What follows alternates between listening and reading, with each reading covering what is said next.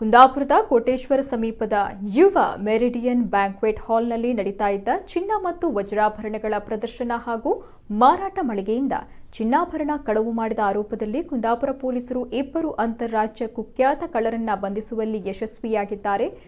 ಮಹಾರಾಷ್ಟ್ರದ ಪುಣೆಯ 42 ವರ್ಷದ ಧನರಾಜ್ ವಿಜಯ್ ಪರಮಾರ್ ಮತ್ತು ಅಜಯ್ ಸಿಂಗ್ ಕಿಶೋರ್ ಸಾಲುಂಕ್ ಬಂಧಿತ ಆರೋಪಿಗಳಾಗಿದ್ದಾರೆ. ಆರೋಪಿಗಳ ಬಗ್ಗೆ ಮಾಹಿತಿ ಸಂಗ್ರಹಿಸಿ ಆಧುನಿಕ ತಂತ್ರಜ್ಞಾನ ಬಳಸಿಕೊಂಡು ಇಬ್ಬರು ಅಂತಾರಾಜ್ಯ ಕಳ್ಳರನ್ನ ಮಹಾರಾಷ್ಟ್ರದ ಪುಣೆಯಲ್ಲಿ ಬಂಧಿಸಿದ್ದಾರೆ. ಬಂಧಿತರಿಂದ 1 ಲಕ್ಷ ಮೌಲ್ಯದ ಚಿನ್ನವನ್ನ ವಶಪಡಿಸಿಕೊಳ್ಳಲಾಗಿದೆ. ಸದ್ಯ ಆರೋಪಿಗಳನ್ನು ನ್ಯಾಯಾಲಯಕ್ಕೆ ಹಾಜರುಪಡಿಸಿದ್ದು ನ್ಯಾಯಾಂಗ ಬಂಧನ ವಿಧಿಸಲಾಗಿದೆ. ನವೆಂಬರ್ 29ರಂದು ಮಧ್ಯಾಹ್ನದ ವೇಳೆ ಇಬ್ಬರು ಮಹಿಳೆಯರು ಮತ್ತು ಒಬ್ಬ ಪುರುಷ ಗ್ರಾಹಕರ ಸೋಗಿನಲ್ಲಿ ಬಂದು 2 ಚಿನ್ನದ ಬಳೆಗಳನ್ನು ಕಳ್ಳತನ ಮಾಡಿಕೊಂಡು ಹೋಗಿರೋದು ಸಿಸಿಟಿವಿ ಫುಟೇಜ್ ಪರಿಶೀಲನೆ ವೇಳೆ ತಿಳಿದು ಬಂದಿದೆ.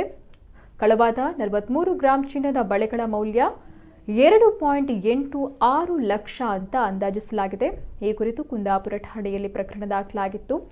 ಉಡುಪಿ ಜಿಲ್ಲಾ ಎಸ್ಪಿ ವಿಷ್ಣುವರ್ಧನ್ ಹಾಗೂ ಹೆಚ್ಚುವರಿ ಎಸ್ಪಿ ಕುಮಾರಚಂದ್ರ ಮಾರ್ಗದರ್ಶನದಲ್ಲಿ ಕುಂದಾಪುರ ಡಿವೈಎಸ್ಪಿ ಶ್ರೀಕಾಂತ್ ಮತ್ತು ಕುಂದಾಪುರ ಸಿಪಿಐ ಗೋಪಿಕೃಷ್ಣ ಇವರ ನಿರ್ದೇಶನದಲ್ಲಿ ಕುಂದಾಪುರ ಪಿಎಸ್ಐ ಸದಾಶಿವ ಆರ್ ಗವರೋಜಿ ಹಾಗೂ ತನಿಖಾ ಪಿಎಸ್ಐ ರಮೇಶ್ ಆರ್ ಪವಾರ್ ನೇತೃತ್ವದ ತಂಡದಲ್ಲಿ ಪ್ರೊಬೇಷನರಿ ಪಿಎಸ್ಐಗಳಾದ ಚಂದ್ರಕಲಾ ಪತ್ತಾರ, ಜಯಶ್ರೀ ಹುನ್ನೂರ, ಎಎಸ್ಐ ಸುಧಾಕರ ಹಾಗೂ ಜಿಲ್ಲಾ ಪೊಲೀಸ್ ಕಚೇರಿಯ ಶಿವಾನಂದ, ದಿನೇಶ, ನಿತಿನ್ ಮತ್ತು ಸಿಬ್ಬಂದಿಯಾದಂತಹ ಸಂತೋಷ್ ಕುಮಾರ್ ಕೆಯು ಮತ್ತು ಸಚಿನ್ ಶೆಟ್ಟಿ, ರಾಮ್ ಪೂಜಾರಿ, ರವಿ ನಾಯ್ಕ ಕಾರ್ಯಾಚರಣೆಯಲ್ಲಿದ್ದರು.